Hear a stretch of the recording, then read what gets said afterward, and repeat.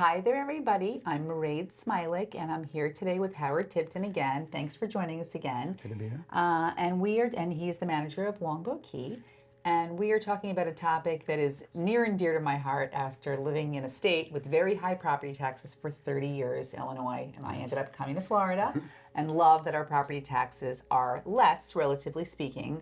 But there's a proposal that we're talking about in the state of Florida, and I really want to get into the thick of it and what we know about it so we can really educate the people that are out there watching about what the implications are for towns like Longboat Key.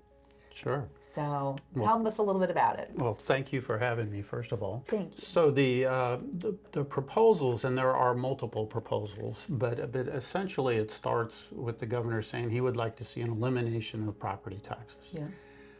So you have to understand a couple of things. One, the process for this is that it would ultimately be an amendment to the state constitution, which would be on the ballot in November of 2026 and would require a 60% voter approval in order to amend it. So it's not a simple majority, it's a 60% majority. The path for these amendments to get onto the ballot is through the Senate and the House in Florida agreeing on what these proposals might be. Right now there are 8 proposals from the House side. There are, as we speak, no proposals from the Senate side. So there will be something, we can assume. So we start with the understanding that cities and counties and special districts rely heavily on property taxes as a source of revenue. In Longboat Key, it's about 75% of our revenue. Pretty significant. It is. For services. For a $24 million budget, it's quite a bit of money for us. Yeah. What's key is that the property taxes are used to really fund our general core operations. So police, fire, public works, those are where the bulk of the monies go. As we were just talking before we came on camera, everybody would like to pay less, right? And put me at the top of the line, me right? too. I'm I right paid there. my fair share. That's right. We get to a certain age. Speaking for myself. Myself too. We feel like we should get a pass. Yeah. And that's one of the proposals. If you're over 65, then you would be tax exempt, basically. The challenge is that one size fits all really is it's a tough approach in our communities because we're so different. Yeah. So in Longboat, we have a high level of service. We tell the story about everybody we hire that's a firefighter is also a paramedic. Yeah. We don't just hire EMTs, we hire the best of the best. Yeah. And our residents love that, and they expect that. Some communities, that's not the case. Some communities have higher values for their properties, and so the millage rate or property tax rate is less, and that's the case in Longboat. We have one of the lowest millage rates in the state of Florida because our values are higher. Yeah. Other places, they are at the cap of 10 mills because their values are so low, they can't go anywhere. So those are distressed cities or counties. Yeah. So we are very different in the state of Florida, and so one tax strategy is also very difficult to implement as a result of that, at least from a fairness perspective. Yeah.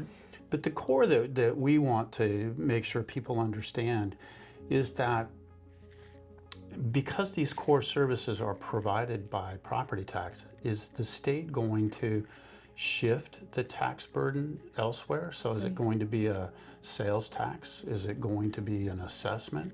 It's not really property tax relief if it just becomes another tax. Just another way to pay, right? Or is it going to be just a flat reduction in service? Because, there's a super exemption, for instance, was one of the proposals. It'd be a $500,000 property exemption for homesteaded properties. That would be about a $3 million loss in revenue to Longboat. Well, I can cut my IT, I can cut finance. I mean, I can. Now, these are the same functions that support fire and police and public works, so then they're not functioning. But let's just theoretically say. But I can only get so far, and then I'm into police and fire reductions. It's especially for a small community, it's tough. We're very lean. We all wear multiple hats. And so as we have these conversations, we just want to be thoughtful about, sure, let's hold local governments and anybody to fiscal accountability. We're happy to show our books to anybody.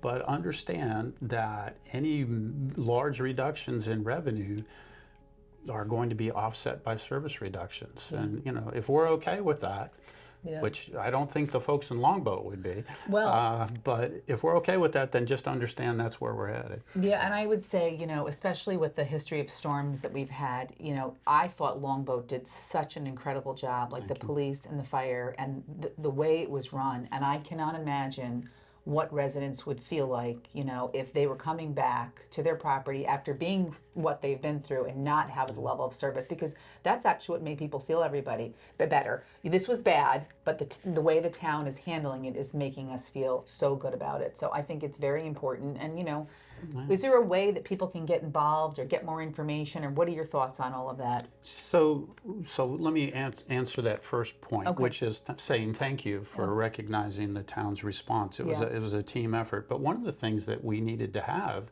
because if you're going to get reimbursed by insurance or by FEMA, you have to have the money up front. So we had to go into our reserves, which were only there because of the property tax revenue that we received, so that we could pay police and fire and public works, so we could clear the streets and do the things that we needed to do.